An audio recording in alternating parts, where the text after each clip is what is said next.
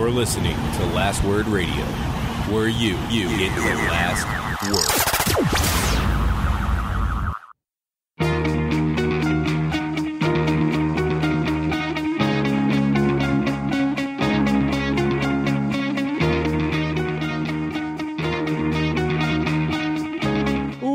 Welcome to the Fourth Line Podcast, a proud member of the Alberta Podcast Network, powered by ATB Financial. This is November 20th, 2017. With you today is myself, Carl, and the always wonderful Joel. Joel, speaking of wonderful, we just had a wonderful conversation with Dan Robson, author of Doug Gilmour's book, Killer.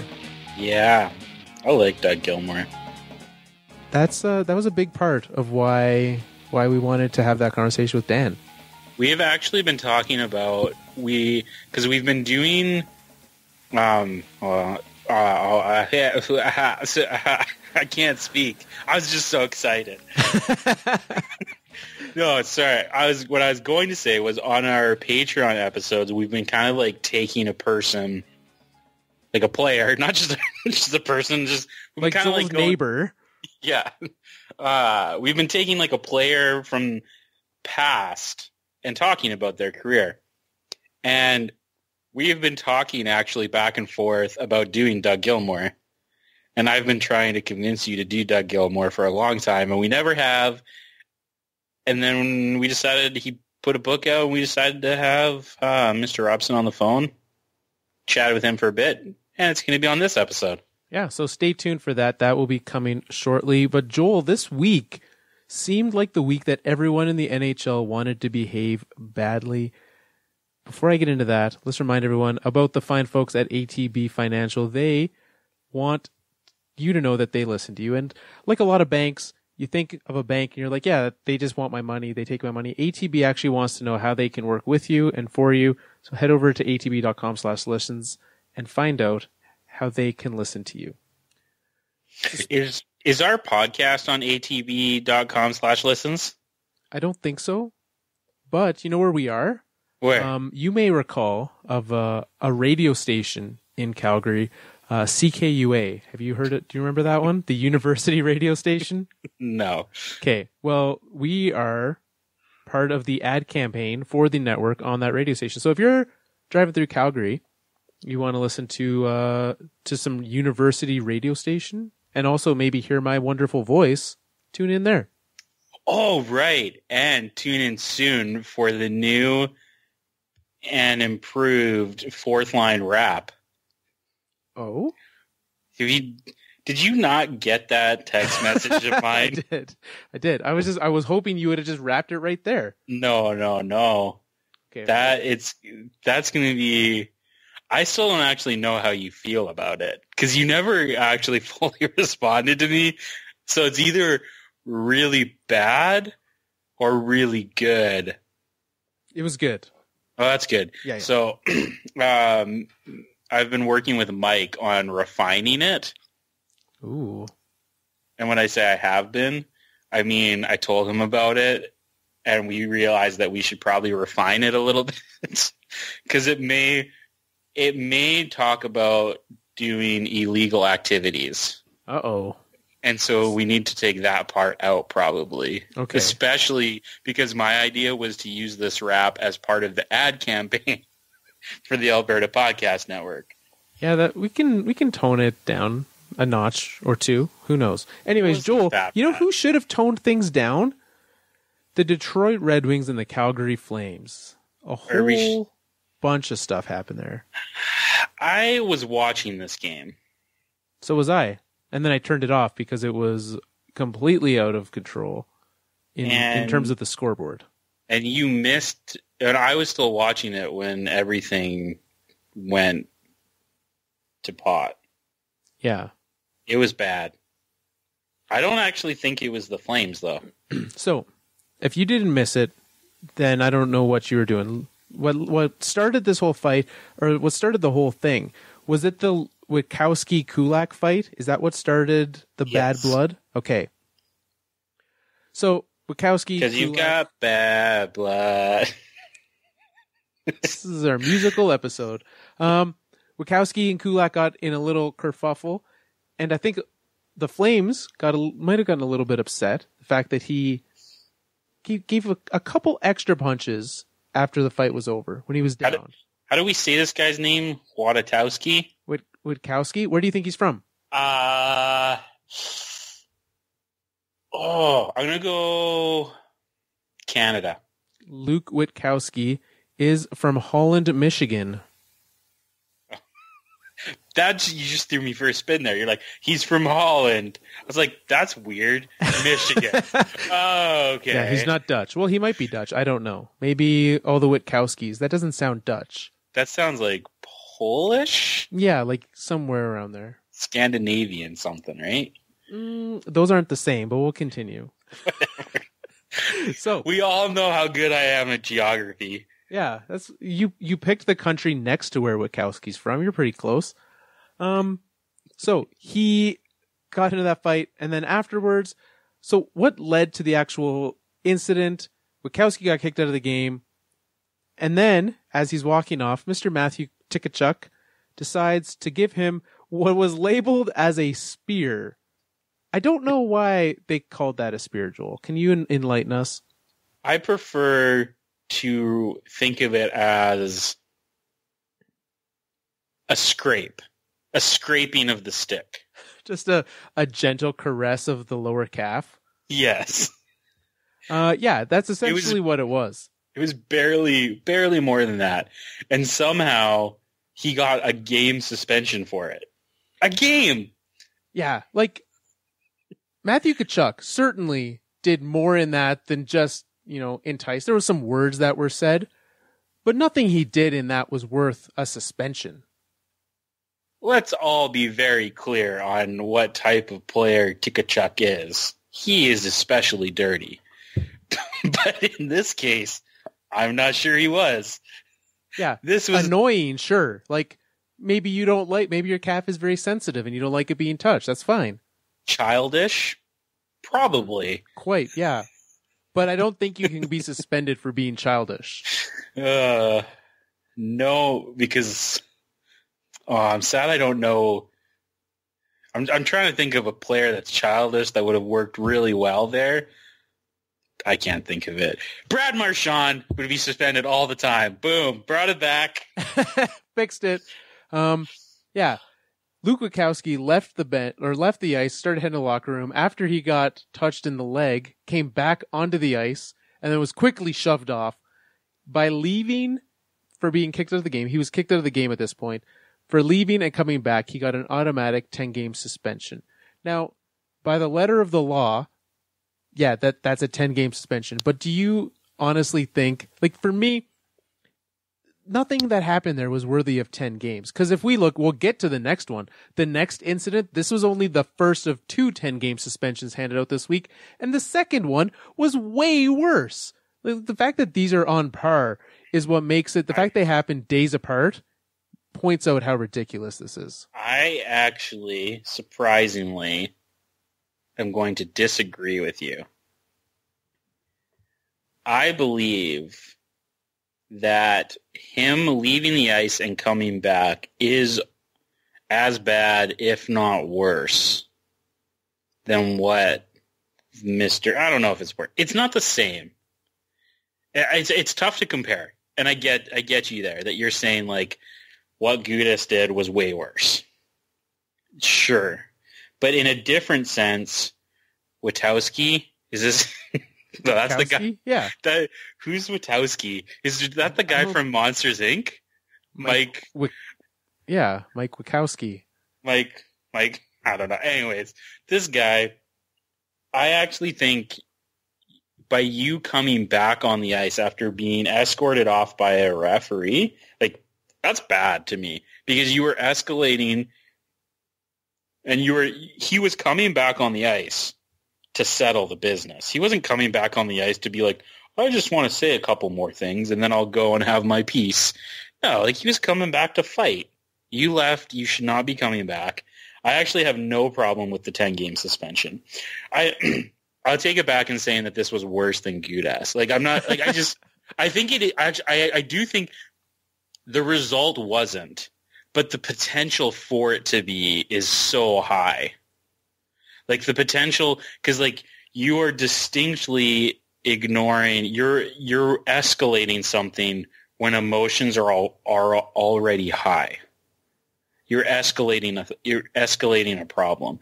And so in this case, luckily, actually not luckily, luckily Hamonic didn't get hurt. But I believe the Hamonic thing happened after he came back on the ice. It did, yeah. And so let's say that Hamonic had broken his neck, which I'm not actually going to an extreme there. He got shoved through the bench onto the floor of the bench and then was just pummeled by one or two Detroit Red Wings. I forget how many of them there were. There was definitely one. It was hard to see, but yeah.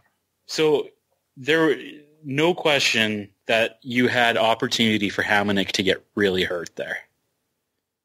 Hamonic gets really hurt there. It is a direct result of the guy leaving the ice and coming back and escalating the problem, which is why you're not allowed to do that. So I actually don't think. I think the 10-game suspension, while the result wasn't there, it was good. I think it's totally worth it. I get it from that angle. I get that point.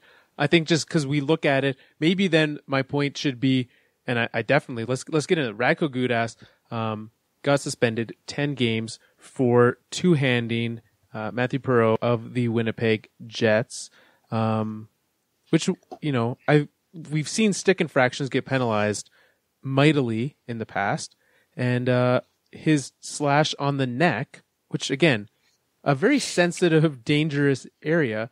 Radko Gudas, a repeat offender, suspended only 10 games. And I think the fact that it was so small maybe makes that, in the context of this, when you have Witkowski come back on the ice and get 10 games and Gudas do what he did, the risk for injury was way worse. Because sure, Hamonic could have hurt his neck in that situation, but there was a very literal direct blow to someone's neck that happened, and it was the exact same penalty. But couldn't you make the argument that Gudas didn't mean to hit him in the neck and was trying to hit him in the leg? Your neck and your leg are very far apart. Yeah, but who's the guy, Perreault? He was like falling at the time. Yeah, you watch that thing in slow motion and it looks like he meant to hit him in the neck. You watch it in real time and you're like, yeah, maybe he didn't.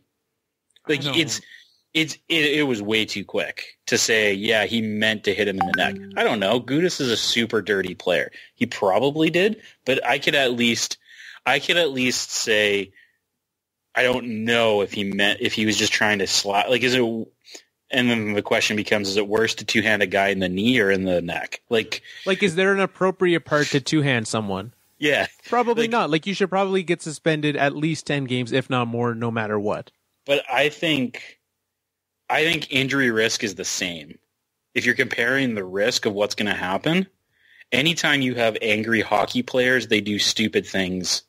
And they have way too many weapons at their disposal. So with both of these suspensions, I'm happy with 10 games. I would have been fine with 20 for both of them. I think both of them were incredibly stupid. Yeah, I would have been fine. Especially, I'm fine with 10 games. I maybe would have been supportive of a little bit less. I know Mike Laybourne, it might be a little homerish. He wrote, as a Red Wings fan, wrote a piece for the website about how it should be less than 10 games. And his point was essentially that, sure, by the letter of the law, it's that. But unlike Joel, he's arguing that the law should be changed. I just don't think you can allow guys to escalate things.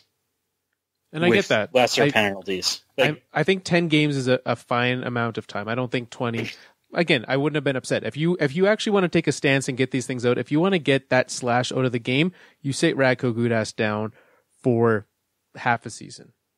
Yeah, that slash isn't in the game though.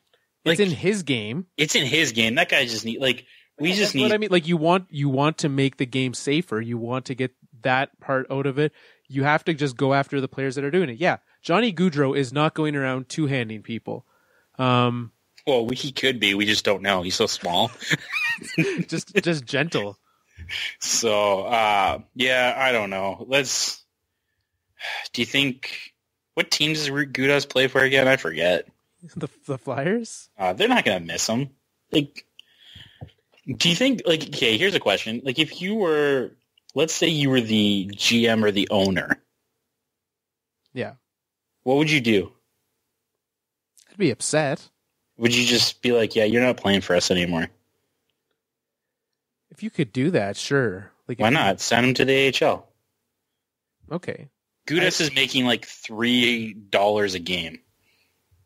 No, he's making way more than that. Well, but like, do you think you're gonna like? Is a team like Philly gonna miss a guy like Gudas? I think so. When he's there, like I was even back to his time in Tampa. Like I have been a huge proponent of what he could do, and part of it is that he can't manage to play within the limitations of a safe league with his style of play. And I think that's what hurts him. I have been very excited for what he could become. At 27 years of age, he's not getting any better. Like he's peaked. And yeah. So like, yeah, I think he's good. When he's around the Flyers, I would personally enjoy him on my team. But for what he's making, 3.35 for him, I don't know. I think that's quite fine. It's just you definitely want him to play well. And for the team, I'm not sure that I care. Like, as the coach, as the owner, as the general manager, is it your job to make sure the players play within this? Like, are you supposed to take that responsibility on yourself to look at it from their perspective? They have acquired, taking the personal side of this, they have acquired an asset, and he does do things competently for them. And to get rid of that asset just because of the way that he acts, has he acted that poorly? I see at times, and I can definitely see situations that would be possible, right? But is this bad enough for that? You want me to tell you what Radko Gudas is playing within the rules of the game? Yeah. Roman Polak. That's your equivalent. The only reason why he's better than when he is because he pushes the boundaries and crosses them frequently. This is like I think this is his third suspension in the last like 2 or 3 years. Yeah, he doesn't he's not scared of that line. Yeah, so whatever. The league would do just fine without him. Yeah, I think the league would probably agree with that. Last week, Joel, we talked about the injuries to your team, to the Montreal Canadiens. Everyone on the Maple Leafs is back. No, your team and the Montreal Canadiens. Oh, good. I just wanted to make sure. I was like, no. Montreal Canadiens are not my team. Joel's Toronto Maple Leafs and also the Montreal Canadiens. Everyone from the Leafs is back and healthy now. You can stop worrying. They also managed to put up 6 goals on the Montreal Canadiens. And last week on the show, when we picked that game on Saturday night for high sticking, we said Carey Price projected to be back. The next day, went to practice. And then they announced that he had, they didn't officially call it a setback, but he stopped practicing. And I thought they did call it a setback. Did they call it a setback? Okay. I'm pretty sure. It should have been called a setback, because it was, right? Experienced a setback. Now they no longer have a time frame for when he will get back. Are you at the point, now this is a different injury than Carey Price had, when he experienced the exact same I'm ready, I'm not, I'm ready, I'm not, I'm ready, I'm not, and he missed most of the year. Yeah. In the same way, I know there's some folks out there, Joe, who are sensitive about the fact that we bring up the fact that Steven Stamkos had repeated injuries in different areas. In the same way, is Carey Price someone that you need to be concerned about the way that he heals himself, the way he gets back, the way he rehabs? Oh, yeah, totally. So, he's injury prone. That's just like Stamkos is injury prone. Carey Price is injury prone. I'd be worried if I was a Canadiens fan. He did practice today. This is the first time he's practiced since his injury.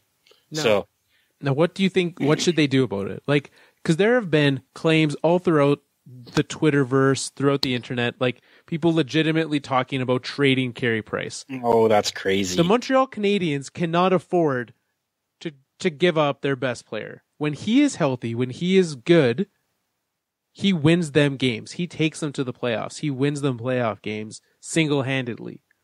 Oh, you can't trade Carey Price. I'm sorry.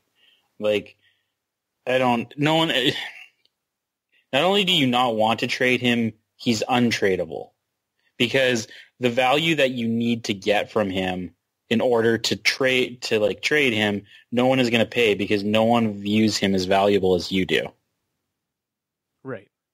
So, but I don't know. It'll be interesting. We'll see. He might be back. Like, he's actually practicing now. Like, it's like before he was, like, last week when we were talking, he hadn't actually practiced yet. He'd been on the ice, but he hadn't been to a practice. Today, he actually, like, he full on practiced with the team. So, we'll see. I don't know.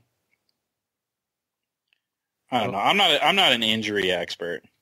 Neither of us are doctors, but it appears that the actual doctors working for the Montreal Canadiens probably aren't actually doctors either. So you know who else is not an expert? Gary Bettman. No. Jessica and Katie from the 4 Kicks podcast on the Alberta Podcast Network. Oh. Yeah. Did you know that they're a couple of pals that talk about the Canadian women's national U12, U17, and U20 soccer teams? I don't know anything about soccer. No, I know that it's not called football, though. I know it's not soccer. called football. So, but they claim that they're not experts, but they love supporting women's soccer and its community. They actually recently had 2 Canadian national women's soccer players on their show. One of them I had actually heard of before. Oh, I believe is Desiree Scott. I think that's how you say their name. Have you heard of her? I have heard that name, yeah.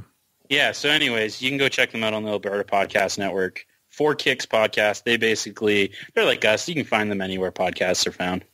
Perfect. Well, Joel, what do you say we get into our conversation with Dan Robson? Let's do it. Pixie dust.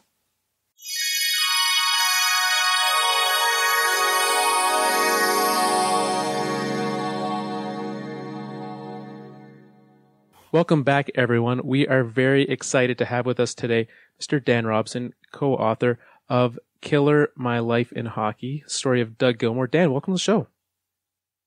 Thanks for having me. Obviously, the book has been out for a few weeks now. It is the #1 seller in Canada in nonfiction. Congratulations on the success of the book. Obviously, you've been in the hockey circles before, but how does it feel, the success of this book so far? It's been great to see. I've been out to a bunch of the book signings that Doug's been doing. He's actually been going across Canada. He was out in Calgary last week, and he's heading to Newfoundland this week. So I got to go to a couple of them in Toronto because they haven't sent me on the tour, obviously. But just seeing the amount of people that are coming out just to meet him and get jerseys signed and get book signed, it's really interesting. I was as I was writing the book, I was curious about how people would be interested in the story, and it's very fulfilling to see that it's connecting with a lot of people. Well, and obviously they are connecting with it. Is there something about Doug Gilmour, the person, that you think makes people want to read this book, want to come out to the book signings to meet him, to say hi? Yeah, I think it's a mix of the player that he was, that sort of captured everyone's imagination and all that, attention back in the early 90s, particularly with the Leafs, but throughout his career. But it's also with the fact that most people just call him Dougie, and then he has this real sort of down-to-earth, regular Joe kind of personality. So I think that throughout his career, that was always what drew people to him. It wasn't just what he was doing on the ice. It was how he carried himself off the ice. And he's a guy, when we were doing this book, we sat down at a bar in Toronto every week and chatted over sort of the course of about his life. And people would come by and say hi and he'd stop for every single one and sign autographs. And it was never a feeling of like, this is a star. It was more like, this is a guy that everybody knew in a way. And I think that's what comes across in the book. So one of the things, like, I grew up as a young Leafs fan. Like, Doug Gilmour was my favorite player growing up. He was the guy that I always wanted to be like, and like you said, like he was someone that people could relate to. I think I loved him because a big part of the underdog story, like, it was often talked about how he was an undersized player, But one of the things that Carl and I were just talking about before you came on is how he didn't really actually play all that many years in Toronto, and yet that is, like, when you think about Doug Gilmour, especially in Canada, you automatically think about the years that he was with Toronto. Was there a perception that you found that people had that were outside of Toronto, or how was he viewed outside of that Toronto market or Toronto perspective? That's a really interesting, interesting question, because I kind of came from the same world you did. I was a young kid watching the Leafs, in the early '90s, and getting caught up in that. And you really do forget how, in the course of his career, that it was only sort of a fraction of his entire career. But I mean, he still signs his name, number 93, which is what he switched to when he came to Toronto, and that's sort of what sort of created the lore for him, where he became this iconic figure over those few years in Toronto. So I think he's viewed across the country, like in Canada and in the States, mostly as a Leaf, except obviously in Calgary, because he won the Stanley Cup there and scored the game-winning goal. So I think that they might resent that. Calgary fans might resent that a little bit, but for the most part, he sort of encapsulated an era of the game when he was this undersized player who played with this ferocious grit. And also remarkable playmaking ability, and he captured all of our attention in that way. So I think that he was obviously, his best years came as a Leaf. So the years when he was up for the Hart Trophy and won the Selke, like those were his prime years. And so I think that that's really what captures him. And to be frank, there's Leaf fans across North America. It's one of those teams that doesn't just have a Toronto market. It's got this sort of not to the same extent as the Yankees, but it has that sort of lore of places. So when he goes out, he's in Saskatoon, he's out in Winnipeg, and there's Leaf fans everywhere. So I think that for the most part, he's viewed as a Leafs legend, and it's fair to say that. But he definitely had some remarkable turns elsewhere as well. And as you pointed out, like I'm a Leafs fan that grew up in Calgary, so there's Leafs fans everywhere. Okay. and I wonder if it was part of it was it part of it just that he was the homegrown kid, like because he's from Kingston, and so like that's kind of like for him, I imagine playing for Toronto was the dream. Well, interestingly enough, he was a Boston fan growing up because most kids of his era and from Kingston are Boston fans. It's really interesting. Like Gord Downey of the Tragically Hip, who just passed away, was a Bruins fan. He has a new song in his album that he just was released posthumously about the Bruins, and it's really interesting because we were talking about this about his childhood. The Bruins always had a camp in Kingston, and so he'd go to that camp and watch the Bruins play.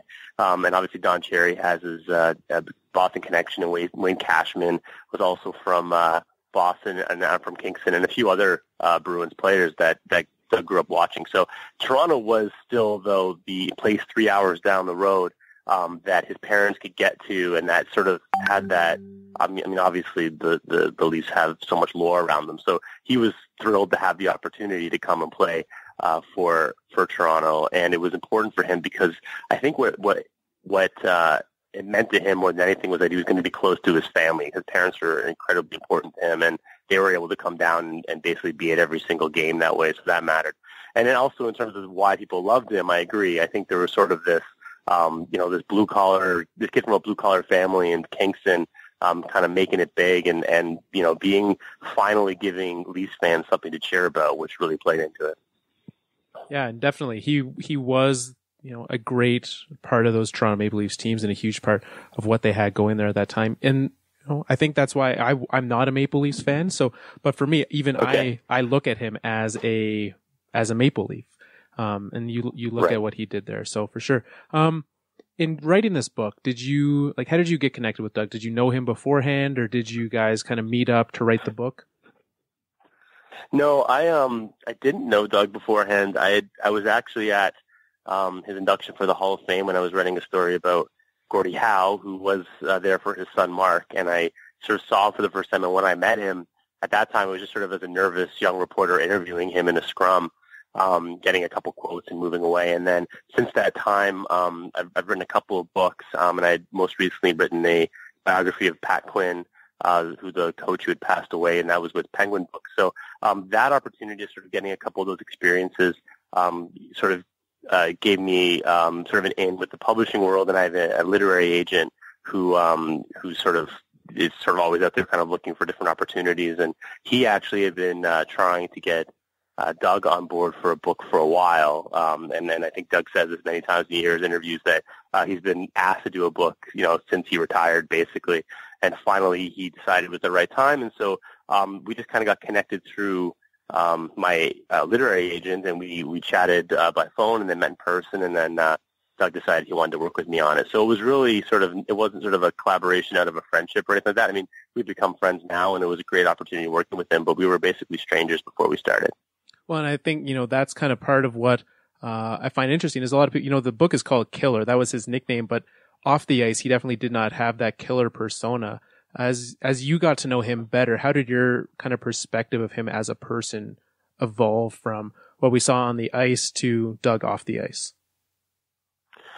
That's a great question, actually. I remember the first day that I went to go meet him, I was running late. My dog actually had escaped and ran down the street, and so I had to run down and chase down my dog. So I ended up being 50 minutes late, and I was all kind of sweaty and nervous when I showed up because we'd only chatted by phone before. And as soon as I walked into the bar room meeting, he was just sitting there. I had that sort of feeling of like, okay, like here I'm chatting with this Hall of Fame iconic hockey figure, and I've chatted with many in my career, but for some reason I felt nervous about it. And within maybe 15 seconds, it all went away when we sat down. Had to grab a glass of water and just started chatting, and I got this real sense that what he's very good at is just, I think I mentioned earlier, just kind of being regular and chatting and talking and making people feel at ease. And I think if you've been around other professional athletes or people of sort of esteem in that world, there isn't always that sort of ease. I think there's a little bit of I don't know. I don't want to be I don't want to be ungenerous to them, but I think there's sometimes a sort of like star power to them, and I think Doug really, he just kind of wants to be Doug from Kingston. And what I got very quickly from him was by learning who he hangs out with, learning who his friends are, and how he treats his family, and how he knows the name of every bartender in the place that we were at. Was that he's just really a personable guy who just likes to hang out. So it really sort of shifted very quickly. It went from being this notion of, okay, I'm nervous because I want to make sure I tell the story right, to just kind of being a buddy that you sit with once a week and talk about life with. And that wasn't difficult to get to that point at all. Taking a look at the book right now, was there something like that you found super surprising, or something that, or maybe something that didn't make the cut of the book that you were like, I wish people would hear this about Doug, or I don't know, what was one of your favorite stories that came across, or something like that, just that as people can get a kind of a grasp of what the book has in it and what it looks like. Well, there's a lot of things. I mean, not even just necessarily big stories, but kind of funny small anecdotes about there was a time when he was really interested in becoming a chef post-career, and every time he'd go to these fancy restaurants, he'd steal their menus, and he had this collection of menus. So there's sort of weird, quirky stuff of things he would do when he was on the road, where you kind of get a sense of his personality. But in terms of other stories, I'm trying to think of some of my favorites. I put a lot into the book. I'm trying to think of what did it make. And I think most of the good ones did. Perhaps there was some that were a little distasteful for the book, so we kind of kept them out. They're a little, we want to keep everything in, but we also got to keep it, clean. So there was some funny ones there that probably is not my place to disclose, so I'd have to let him do that. But there was, hearing sort of his interactions with, for example, Pat Burns, when he first met Pat Burns, and he's sort of they're showing up. Pat Burns is hired for the Leafs, and Pat calls him up and is like, we're going to this, we're going to meet at this strip club. And all of a sudden they get in a cab, and he's meeting his new coach in the back of a pretty well-known, but I would say, kind of an old sleazy kind of strip club, and him and Pat Burns just sitting in the back talking about the Leafs. So this is the head of 92-93. And it was just a story, and they end up both basically stumbling home. And it was just this real, like, the story that made me, like, laugh, and thinking of, all the stuff you might not have seen at that time that was sort of really going on, and the sort of relationship they had behind the scenes and how much fun they were having really stood out for me. And then the other stories for me was just learning a lot about the guy before he became a star. So learning about his insecurities in St. Louis when he first started and started trying to get settled in the league, and learning a little bit about his rage about how he basically was overlooked in the draft, and how he had an exceptional year in junior hockey, and still everyone was doubting him, and how much that sort of really fueled him. I know we say it's sort of an underdog story, but you really get a sense, and I hope when you're reading the book you get a sense of how regularly he was sort of discounted, and how kind of remarkable it is that he sort of said, no, forget that, I'm gonna make it. And the stories of back home in Kingston are pretty heartwarming too. When he's first starting, and following sort of his brother was a great role model for him, but he sort of flamed out of his own professional career, and for a variety of reasons, one of them including sort of his attitude. And there's some pretty interesting, funny stories about that Doug had to sort of learn along the way that helped him sort of become the professional that he'd become when he finally got his shot. Definitely the personal stories are really what make these books and this book connect, right? That's why people want to know. They want to know who Doug Gilmour is off the ice. And I appreciate you for helping bring those stories to us.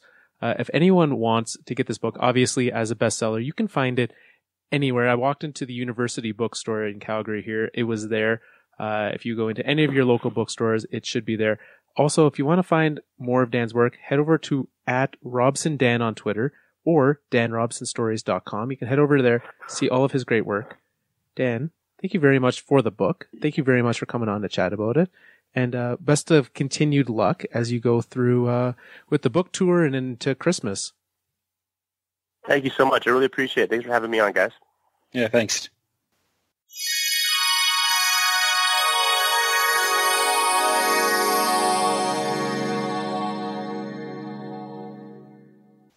Thanks again to Dan for coming on. Great book. Looking forward to that. And Joel, I know you've asked for that book for Christmas. Oh, yeah. I love me some Dougie Gilmour. So if you also want that book, maybe put it on your Christmas list. Send that out there. Maybe Santa will treat you well. Carl, you know what the Chicago Blackhawks don't need to ask for on their Christmas list? They do need to ask for wins. So not that.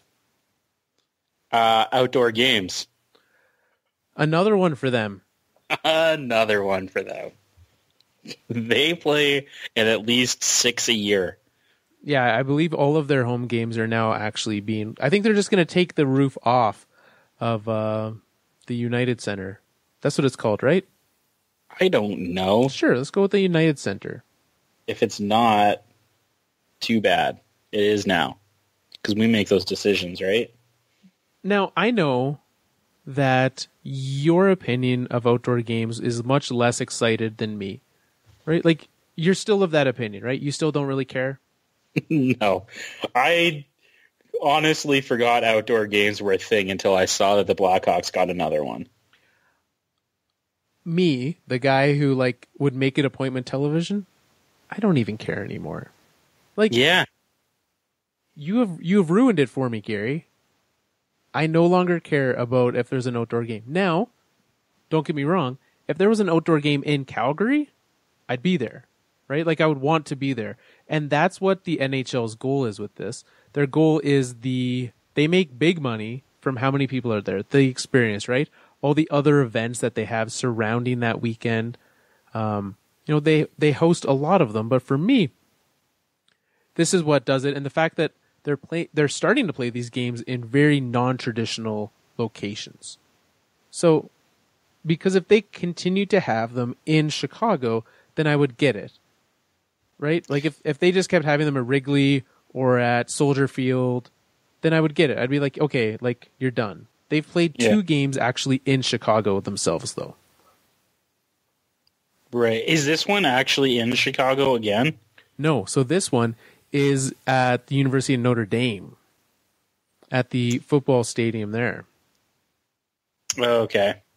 So they're going to be playing, it's still in Indiana. I guess Chicago's in Illinois, though. Shows my geography. So it's like it's not even in the same state. And so for me, it's getting them into, Gary Bettman doesn't want to take the time to go to the Olympics to grow the game, but he will take the time to go to an outdoor game in the next state over. This is getting old. This is getting old really quick. I just don't get, how is it that Chicago gets all of these games? I feel like every game either has Chicago or Detroit. Or the Maple Leafs. Maple Leafs only played 2. And another one this year. Are they playing another one this year? Yeah, they're playing the Capitals. Did you say the Bloods? I went to say Blackhawks. And then I switched to Capitals. So this is their third one. Okay, this is getting to be a lot. So again, for me, I don't think that they care about the average fan with this. This is not for the average fan. This is for the people in DC who want to go to an outdoor game. This is for the people in Philadelphia next year who want to go to an outdoor game. Next year, Penguins, Flyers. Penguins, another team, all in the outdoor games. Okay, little game. We're gonna have a little game show right now, and it's called "How many times have they appeared in an outdoor game?" All right, you ready? Super ready. Chicago Blackhawks, including the one that they will be doing next year. 5. 6. Oh, I almost said 6. I know. I sound. The Washington Capitals, including the one this year. I'm going to go with 3. 4. You're nailing how many they've been in, not how many they will be. True. Okay. The Montreal Canadiens also have one in 3 days. Not 3 days, a week and some. That's December 16th. Oh, I'm glad you told me that because I would not have picked that. I will go with 3. 5. 5. Wow. Well, they played in the very first one, right? In Edmonton. I remember that because Jose Theodore had a Toucan. Well, the very first one was the Detroit Red Wings versus the Marquette Prison Pirates. There was 0 people at that game. Okay, I don't think that one counts. I don't think that the Detroit Red Wings prison game should count. You were correct. Montreal Canadiens versus the Oilers, the Heritage Classic 2003. Did you know, though, that there was a game in 1991 at Caesars Palace outside? Ooh. Kings Rangers. So everyone here is bragging about the fact that they can put hockey in California outside, but we've been doing it since 91 in Vegas. Yeah. So I'm no longer impressed. The Leafs have only appeared in 3. And then their 4th this coming year? Yes, yeah. Other teams with 4, the Rangers, the Penguins. Penguins and Rangers are both scheduled for another, though. So that'll be 5 each. The Red Wings have 4, and they don't have one scheduled yet. The Bruins, you'd think they'd be more. They only have 2 with 1 more scheduled. Everyone has 1, though. So every team has played at least once outdoors. Except for maybe Tampa. I don't see Tampa on this Arizona list. has not played outside. I can guarantee Arizona hasn't. Tampa hasn't. Florida hasn't. They need to put one down in Florida. How come they haven't done that? If you can play hockey Columbus in Vegas, hasn't. That's surprising.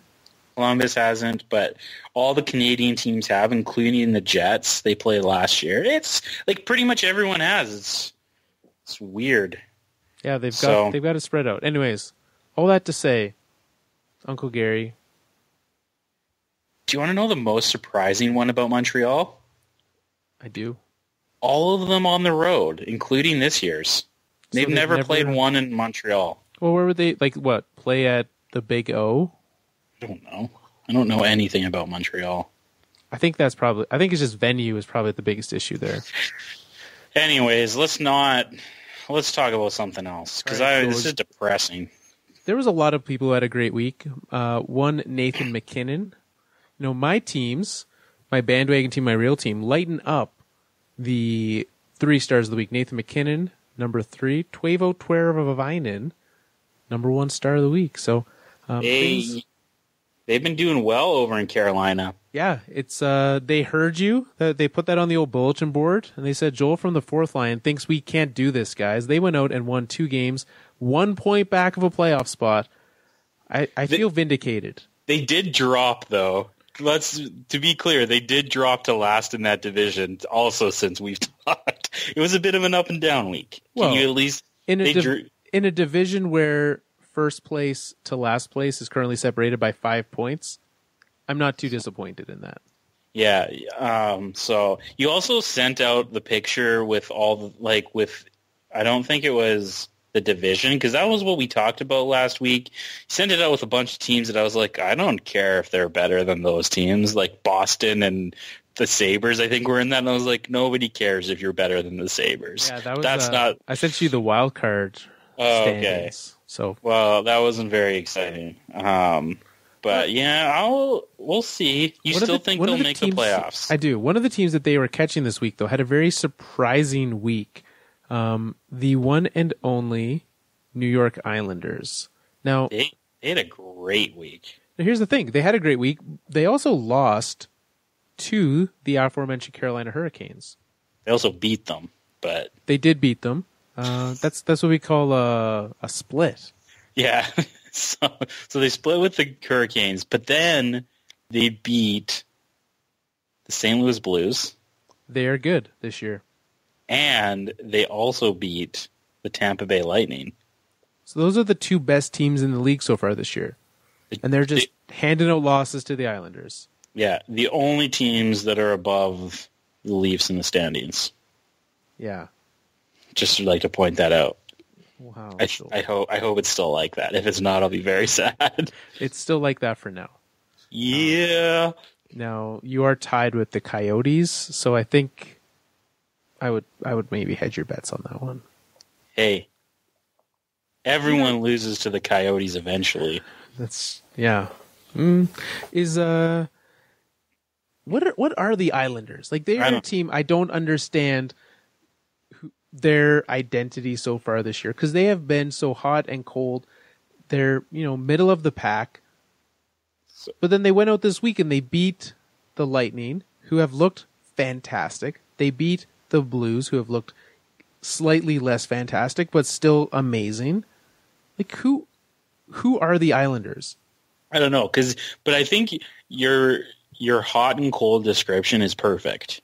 Because on November 10th, they played the Dallas Stars and lost 5-0. On November 11th, they played the Western Conference leading St. Louis Blues and won 5-2. Yeah. Back-to-back nights. So they played the better team on the second night of the back-to-back and won, and played a worse team. Like, it's just, this team is bizarre. And they won 6-4 against Carolina. 3 days later, lose 4-2. So hey, Philly fans, you guys play them, and we'll probably split with them on Wednesday and Friday this week, because you play them twice. That's a good way to look at that. It's just so bizarre. They're such a bizarre team. Well, and you look at it, and I think it would be very easy to say, well, especially in a back-to-back, when you have that back-to-back, they played different goalies each night. They had Halak in net against Dallas. They had Thomas Greiss in net against the Blues.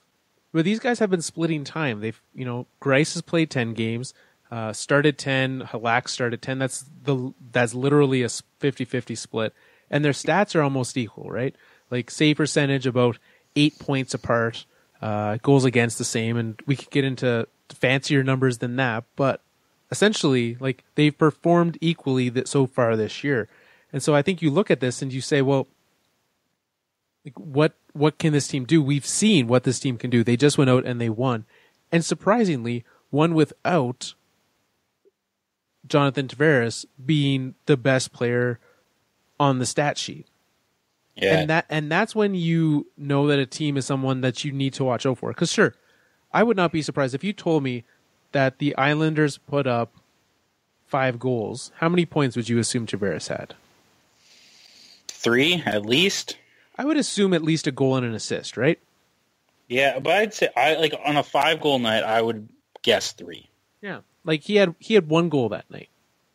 Yeah. So when you're doing this without your best player being the best player on the stat sheet, certainly the stat sheet from that angle does not tell it all, but that's what this Islanders team has needed, and what they've been trying to do is they've been trying to fill in this depth that has been so lacking. They've been looking for the likes of Andrew Ladd, of Jordan Eberle to be replacement guys, and I know like even them were not the thing that made this happen. It's a complete team effort from these guys up and down the roster. You have Josh Bailey, Anders Lee, Matthew Barzal has looked fantastic so far this year. I don't know, though. I don't know about this. Because, like, John Tavares might be in the middle of his best season. Like, I get that on that specific night he wasn't. But, like, John Tavares has been going off this year. He's been the best. Anytime I've seen him, this is the best he's been. Do you think that... Say it. We all know it's coming. John Tavares is going to get a Stanley Cup this year? No, contract year. That's where I thought you were going. That is where I was going. Yeah, I knew it. Do you think that mattered? Like, do you think that that's why he's playing so well? Or is he just a great player who doesn't need a contract year? I am a firm believer in the contract year. It's some guys just step up for their contract year. This guy is going to get paid somewhere not in New York. I think he gets paid to stay in New York, but that's what you think so? I think like you look at this team right now. Why would he? There's a lot of teams out there who could pay him. I don't have any. I know you want him to go to Toronto. He's not going to Toronto. No, there's no way Toronto can pay him, right? So like, no. What kind of a better situation? He's doing well. Ever since Doug Waite's taken over this team, they have looked fantastically better than before. And so, sure, I think I wanted to see what this team could do this season, and they've looked good. You have a great number 2 center. You have, with Barzal playing there, you have all these other pieces. I 100% think that Tavares would want to be there. You've managed to bring in young guys, right? They've got Hosang up and playing now. Like these are guys you want to be a part of. Why would you want to leave? Because there's better places you could go. I don't know if there is. The only reason this team I wouldn't want to be is just like the fan base is super weird now because no one wants to go to that arena. That's the only reason I would want to. But they're working on a new arena situation, so the Gary Bettman Arena Tour is slowly going to roll into Brooklyn and say that they're going to move somewhere else if they don't fix it. So, yeah, I don't know. You know where he could go? Where? San Jose. Yeah. That would be a nice little place. Could you go to Southern California? And they've got the space to make that happen. They probably do. They'd have to move somebody. No, they wouldn't. Joe Thornton retires. Done. Boom. You just give Joe Thornton's money. He's making like $9 million this year. He's making $8. Yeah. So like, you don't bring him back, and you don't bring Joel Ward back. Hurdle. Do you think Hurdle gets? How much is he? That's a great spot, man. Pavelski could finally just stick to wing. He wouldn't have to play center. Yeah. Man, that's the spot. That's the spot. Look at that roster. They have the team that could actually pay. John Tavares, go to San Jose. Do it. That would be great. That's a great fit. Is this your plug for Tiny to get him, John Tavares? So, because, you got Martin Jones locked up for a long time. You have Vlasic, Brett Burns. You trade Couture, and you lock up Pavelski long term. Maybe do it the other way around. I don't know. Pavelski's older, but I think he's better. He's less injury prone. Logan Couture's not trustworthy. The Leafs are about to have an ugly game. I might be turning. They're currently losing to the Coyotes and taking penalties left, right, and center. They're not about to have an ugly game. They are having an ugly game. It's not good. I'm going to turn on the football game instead. All right. Well, Joel, you know what we could turn on? Our high-sticking game, which is about to get started here in just under 2 hours. Our high-sticking game, San Jose Sharks, the future home of John Tavares, versus the Anaheim Ducks. That's tonight's game. We won't be getting this episode out, but you've already made your picks. This week was an incredibly difficult week for high-sticking. No one got points at all. But Kristen, still in the lead, Chad and Nick, and now Alex, 1, 2, 3 behind them, tied for second, third, and fourth. Let's let the folks know. High Sticking is a game where where you pick who you think will score the game-winning goal for our Pavel Bure must-watch game of the night. Every night there will be a game. We'll post it on the Twitters to remind you. You can head over there, take a listen. Well, you don't really have to listen. You read it, right? That's what you do. Yeah, that is what you do. You take a read of the game. You tell us one player per team. So tonight for the Ducks and the Sharks, you could pick Joe Pavelski and Corey Perry. Those could be the guys you pick. Yeah. All right, where are we going Tuesday night? You can go Canucks, Philly, Edmonton, St. Louis, Montreal, Dallas. Not that last game. One of those first two games. Yeah, I want to see. The drama in Edmonton has been phenomenal. I want to watch and see. Against the best team in the Western Conference, is Edmonton competent? Okay, Edmonton, St. Louis. On Wednesday night, you want to watch those New York Islanders that we just talked about against Philly? I do. I really do. Okay, then that's the game. That's a decent game. Yeah, you pick John Tavares in that game and you'll get points. Yeah, there you go. Apparently that's the one that Philly is... So, oh my goodness, I can't watch any sports. Why? I turned on the football game and Russell Wilson just threw an interception. This is just like miserable sports night with Joel. Welcome to it. This sounds unfortunate. Joel, there is no hockey games on Thanksgiving. Except there's a Thanksgiving showdown. What's the Thanksgiving showdown? I don't know. I'm looking at the schedule on NHL.com, and there's a Pittsburgh-Boston game at 1 p.m. Friday afternoon, and it's the 2017 Discover NHL Thanksgiving Showdown. Okay. Well, on NBC. Not NBC Sports, just NBC. Well, there you go. It's on the big time. Yeah, you pick a game for Friday. Okay. Well, I'm going to be at work, so I don't want to pick that early game because I'm not going to be watching that. For those of us in Canada, that game becomes incredibly difficult to watch. I am not working on Friday, but I also will not be watching TV. Are you moving on Friday? I am moving on Friday. Oh, here he comes. Yeah, it's coming. Oh, I'm so happy. Yeah, all my stuff moves on Friday. That's very nice. Joel, do you want to watch the Ottawa Senators versus the Columbus Blue Jackets, or do you want to watch the Nashville Predators versus the St. Louis Blues? That one. Preds versus Blues. That is our game on Friday night.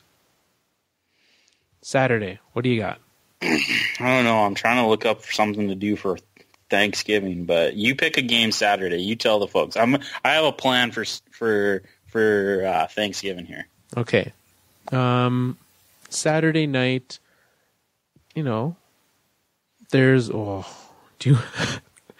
always love watching, seeing who the projected goalies are. Do you want to watch the Philip Grubauer-led Washington Capitals versus the Curtis McElhinney-led Toronto Maple Leafs? Is Grubauer still the... Yeah, he is. In Washington? We're going with it's a matchup. Tampa and Pittsburgh.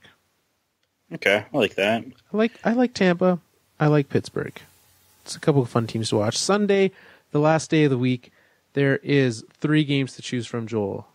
We have the Carolina Hurricanes versus the Nashville Predators, Canucks Rangers, or Bruins Oilers. Not that one. What was the first one again? Preds Canes. Sorry. The non-Preds one. What was that one? Canucks Rangers. Do that. That sounds like a good little Alain Vigneault. Okay, the Alain Vigneault Bowl. Yeah. We will be watching the Grey Cup that day. I will not be because my stuff leaves on Friday and myself leaves on Sunday. So Joel will not be watching that. I will be watching that. Yeah, so, okay, Thursday, here we go. You can pick, if you get this, do we give extra Thanksgiving points? Sure we can. Okay.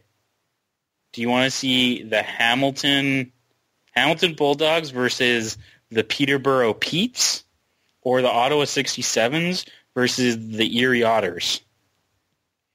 Let's go with the 67s versus the Otters. Okay, there you go. You picked. They're both like super low in the standings, but that's fine. The Erie Otters. How are the AHL teams doing? I don't. I'm on OHL right now, man. I doubt there's any AHL games on Thanksgiving. That sounds like a terrible idea. Okay, let's do a little OHL, CHL, American Thanksgiving special. Okay, let's do Erie Otters versus the Ottawa 67s. You pick it, and you get points. Yeah. Should we just let's just do 3 points across the board that day, no matter which one you pick. So if you get the assist, you're fine. Here's my problem. I don't have the OHL is not listed in my score app. We'll have to fix that. We'll figure it out. Let's send them an email and complain. Either way. Look on Twitter. If Carl tweets something out on Thursday that has OHL teams in it, you know we're playing. If he doesn't, we're not. Yeah, we'll play. I'll just try to remember. Anyways, thanks for tuning in. Thanks again to Dan for stopping by.